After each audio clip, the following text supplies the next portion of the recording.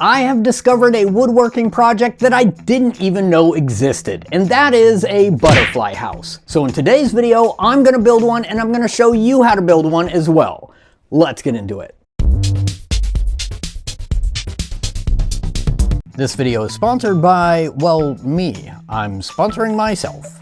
I first discovered this project over on Todd's channel, Finding Me. Until then, I didn't even know these little butterfly houses existed. But after a little bit of research, I found out they're actually pretty popular. Now, if you want to build one yourself, I've created a full set of plans for free on our website, so just hit the link below to print off a copy.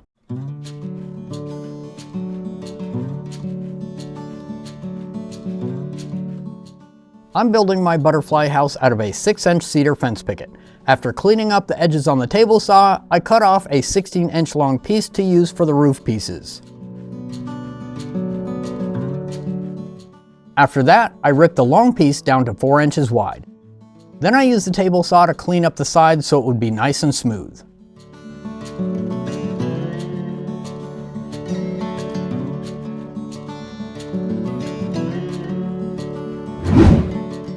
Over at the miter saw, I cut two 12-inch long pieces for the front and back, and then I set the blade to 45 degrees to put a peak on one side of each piece.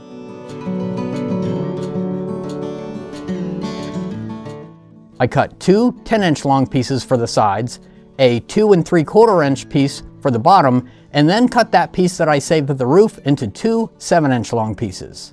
Now, I didn't realize until assembly that I actually needed to resaw the roof pieces so that one is 7 inches by 4 inches and one is 7 inches by 4 5/8 inches. But don't worry, I made all these adjustments on the plan, so when you print those out, it'll be correct.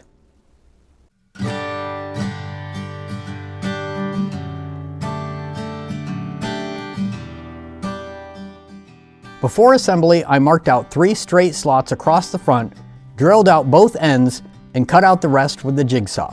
According to what I've read, you want the slots to be at least 4 inches long and between 1/4 to 1/2 inch wide. I went right down the middle with 3/8 inch wide slots.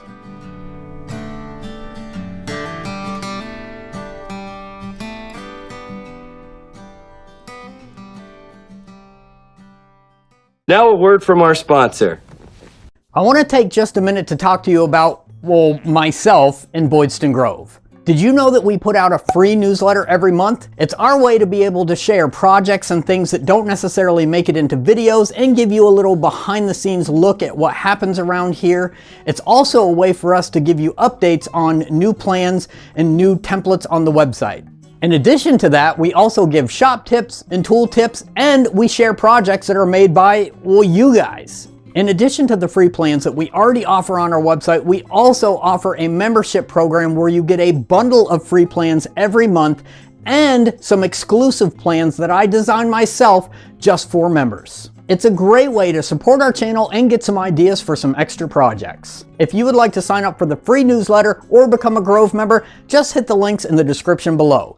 Now, back to our project. Before assembly, I grabbed some sturdy sticks from outside and nailed them to the sides and back panel to give the butterflies something to rest on. Then I assembled the front, sides, bottom, and the roof with glue and brad nails. I left the back panel off to attach later because I want it to be removable for cleaning out the house if necessary.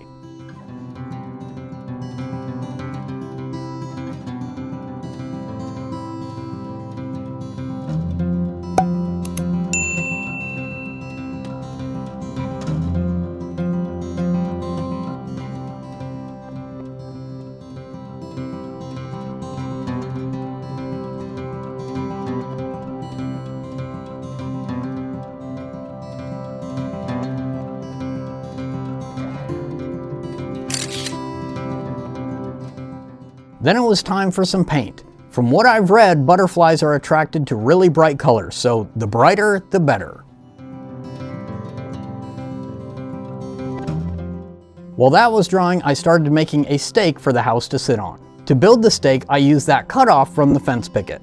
I cut one end to a really sharp point, and then I cut off 3 4-inch long pieces to form the other end, and reattached them to the stake.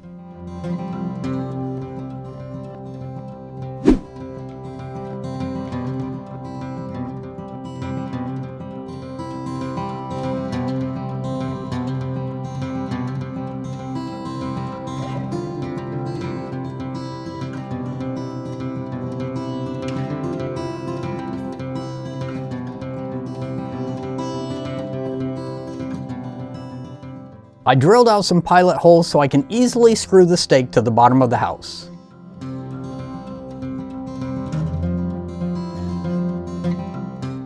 With the house dry, I could attach the back panel with some finished screws and then attach the stake to the bottom. Now, according to the World Wide Web, these houses should sit about 4 to 6 feet in the air, but all of our flowers are fairly new and still really short, so I decided to set mine just a little higher than the flowers. I can always swap out the stakes for something longer if needed.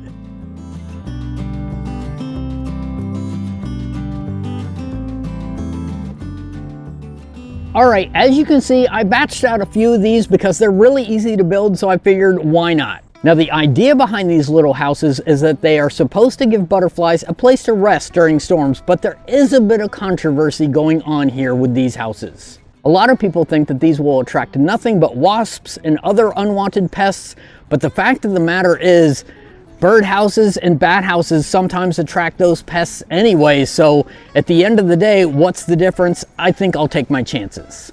Let me know in the comments below what you think of these little butterfly houses, and if you'd like to build some for yourself, like I said before, we have a full set of plans that's available for free on our website. Just hit the link below to print off a copy.